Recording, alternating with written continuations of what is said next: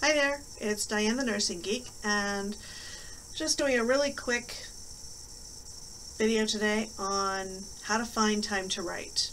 At the moment the context is Camp NaNoWriMo, but just in general, finding time to write.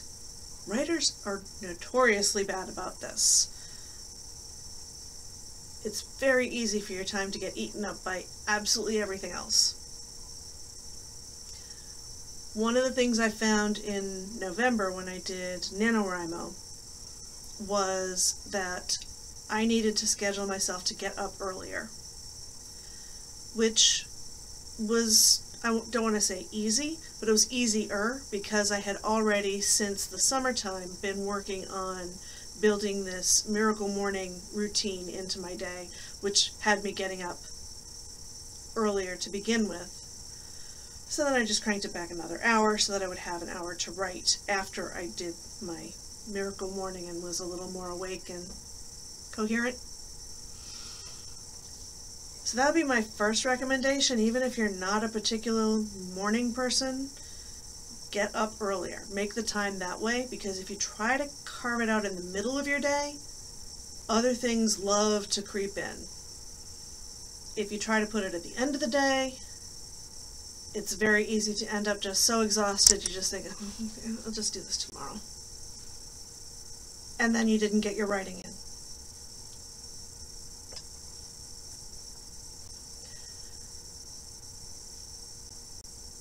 Definitely build it into your schedule. So, as I say, maybe getting up earlier doesn't mean start writing the second you get up.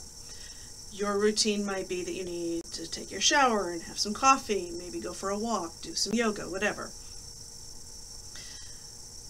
Do those things so you feel nice and awake. Now you've done them a little earlier, so you should have a chunk of time to write. I find it really useful to write at the same time as other people, even if I'm not physically with other people. So write-ins or group sprints can be really helpful. The NaNoWriMo folks have been doing virtual write-ins here on YouTube. I haven't participated in any of those. I've mentioned in other videos that I participate with a blog on Tumblr that has scheduled writing sprints, and I find that really helpful. Again, I don't necessarily know who else is writing. I just know, hey, there's a schedule out there that says at this time we're going to write. 15 minutes from now is one of those times, so I'm determined to get this done before then so I can get some more writing in. Have some reasonable goals though. If you have an outrageous goal, such as I'm going to write a 10-page paper the night before it's due, that's not going to work. I'm going to write 50,000 words in a day, that's not going to work. So chunking it out into reasonable goals makes sense. When I set my writing goals for the year, I said I was going to try Camp NaNoWriMo in April. And the reason I said try is because I knew that April was going to be extremely hectic. It always is. It's the end of the spring semester, which is at least twice as busy as the end of the fall semester. And this year it's even busier because of some other things that are going on. And I knew it would be, which is why I set what I figured was a relatively reasonable goal of 30 hours.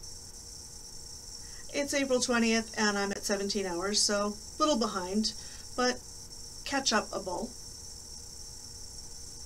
Especially if I manage to finish this in the next 13 minutes. So set reasonable goals, and even if the goal that you have is huge, chunk it down into reasonable bits so that you don't get overwhelmed and give up. Because that's another way to end up saying, oh, I don't have time to write, because you think I have to write this amount every day.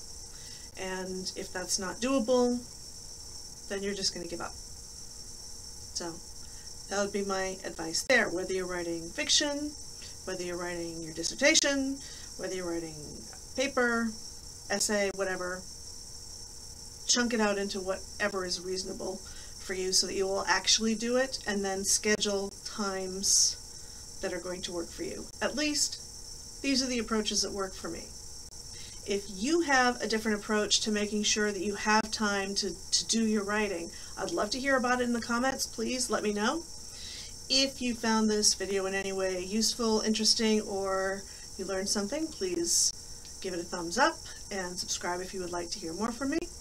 And until next time, have a great day. Bye.